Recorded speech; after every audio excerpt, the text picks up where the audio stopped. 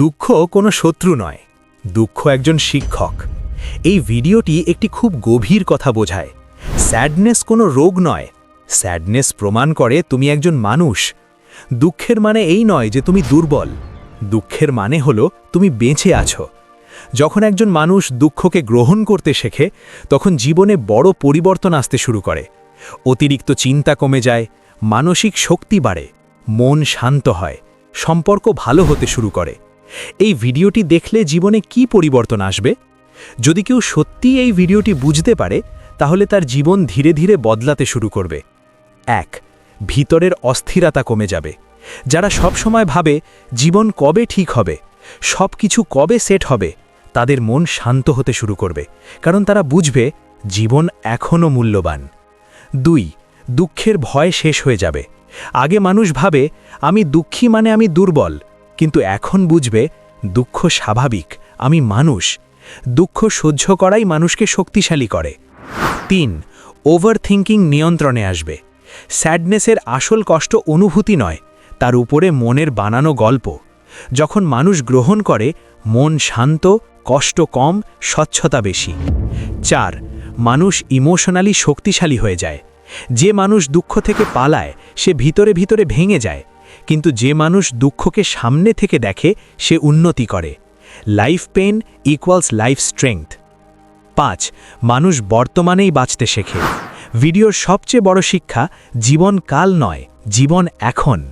চা খেতে খেতে, শ্বাস নিতে নিতে, হাঁটতে হাঁটতে, হাসতে হাসতে, এইটাই জীবন। ৬. ডিসিপ্লিন আর অ্যাকশনের আগুন জ্বলে উঠবে। ভিডিওর লাইনগুলো মানুষকে নাড়িয়ে দেয়।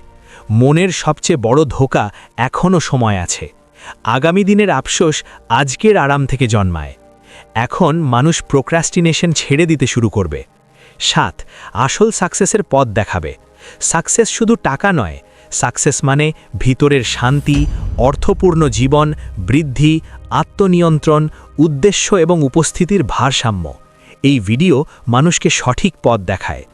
মানুষ সফল হবে কিভাবে? ভিডিও একটি সহজ সূত্র দেয়।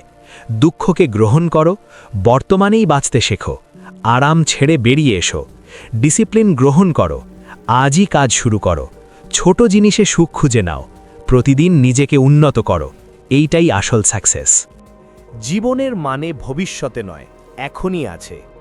ভাবো, আমরা সারা জীবন একটা জিনিসের পিছনে দৌড়াতে থাকি। একদিন আমি সফল হব, একদিন জীবন সেট হয়ে যাবে, একদিন সব কিছু পারফেক্ট হবে। কিন্তু একটা প্রশ্ন, যদি সফলতাও পাও, তাহলে ভেতরের সেই শূন্যতা কেন থেকে যায়?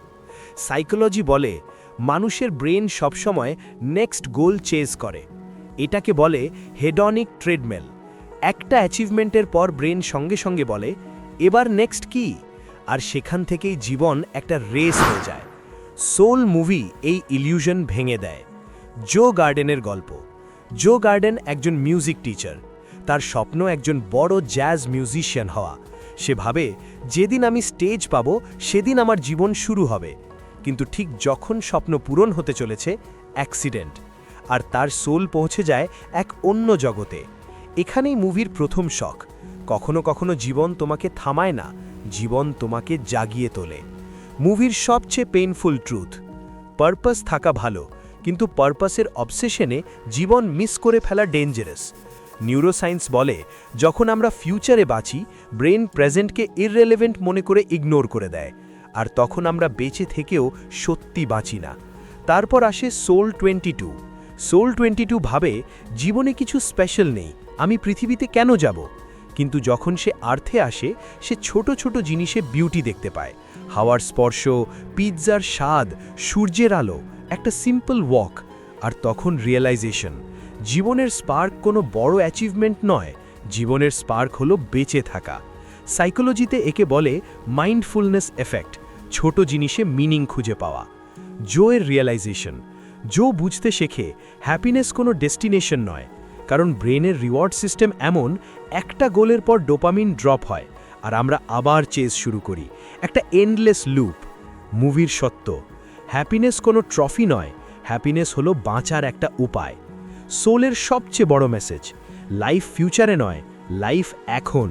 যখন তুমি চা খাও, যখন তুমি কারো সাথে কথা বলো, যখন তুমি শ্বাস নাও, যখন তুমি হাসো, এইটাই জীবন। সবচেয়ে ইমোশনাল লেসন। তোমার ভ্যালু তোমার অ্যাচিভমেন্টস নয়, তুমি এমনিতেই এনাফ। জীবনের মানে প্রুফ করা নয়, জীবনের মানে এক্সপিরিয়েন্স করা। সোল মুভি শুধু একটা কথা বলে, লাইফের পারপাস শুধু কাজ নয়, লাইফের পারপাস হলো বাঁচা। স্টপ প্রশ্ন করা আমি কবে সাকসেসফুল হব, স্টার্ট প্রশ্ন করা আমি এখন বেঁচে আছি, আমি কি সত্যিই বাঁচছি। লাইফ কোনো রেস নয়, লাইফ একটা মোমেন্ট, আর যে মানুষ প্রেজেন্টকে ফিল করতে পারে সেই সত্যিকারের অ্যালাই। যখন মানুষ দুঃখকে গ্রহণ করতে শেখে, জীবন সত্যিই বদলে যায়। যখন মানুষ দুঃখকে আপন করে নিতে শেখে, তখন জীবন সত্যিই বদলে যায়। কারণ দুঃখ কোনো রোগ নয়, দুঃখ প্রমাণ করে তুমি একজন মানুষ।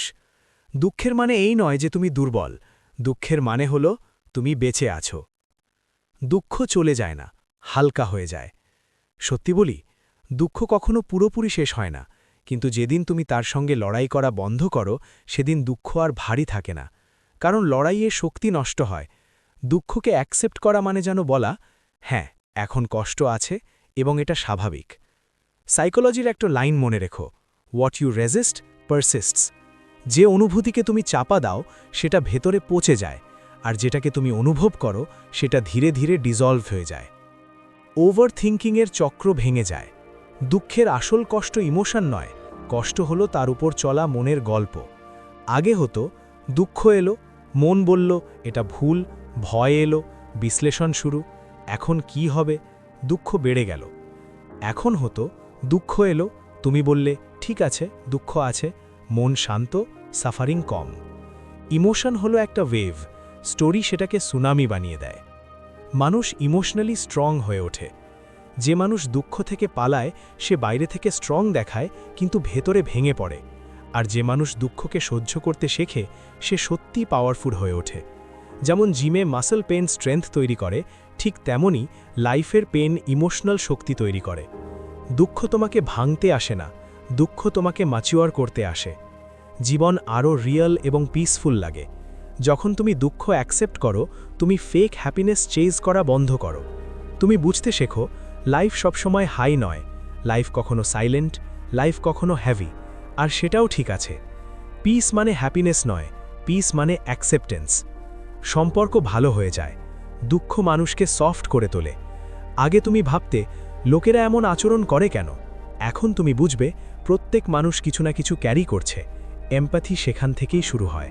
যে মানুষ কষ্ট বোঝে সে অন্যদের হার্ট করে না। 6. মানুষ নিজেকে এড়িয়ে পালানো বন্ধ করে।